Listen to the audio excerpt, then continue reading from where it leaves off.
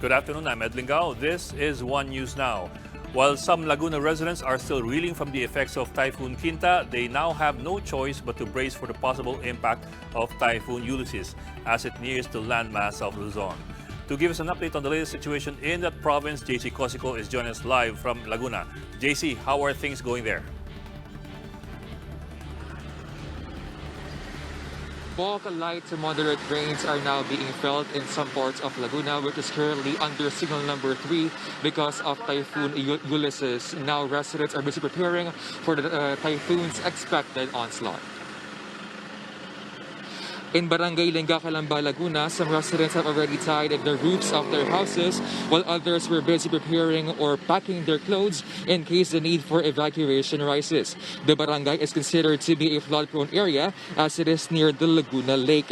In fact, floods caused by Typhoon Quinta and Rolly have not yet subsided. Officials had to put up makeshift bridges so residents can go to their houses.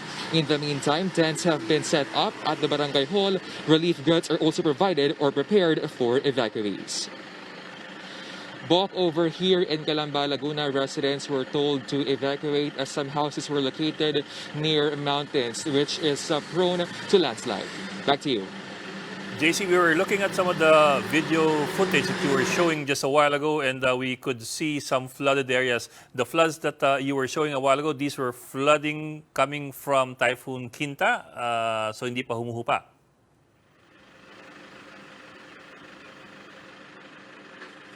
Yes, Bob, these floods have not yet subsided since Typhoon Quinta, according to some residents we talked to. And according to some barangay officials we were able to speak to earlier, it takes months before these floods to subside. Bob.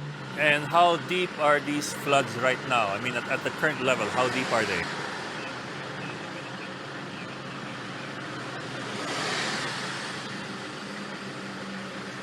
Well, according to the residents, because there is a makeshift bridge, according to the residents, when they are not using these bridges, the floods are leg deep.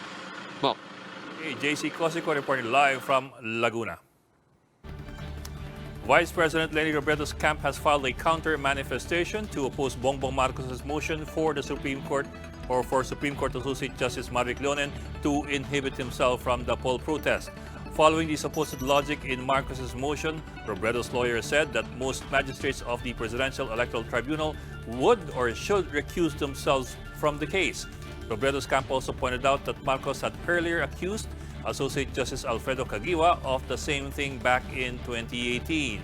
The Supreme Court junked this previous motion and warned the former senator for his, and we quote, unfounded and inappropriate accusations.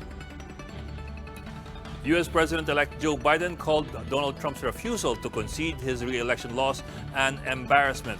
Recall that incumbent President Donald Trump is still holding on to his claim that he had won the elections if Biden's camp had not rigged the counting. Such claims of alleged voter fraud has since remained unsubstantiated.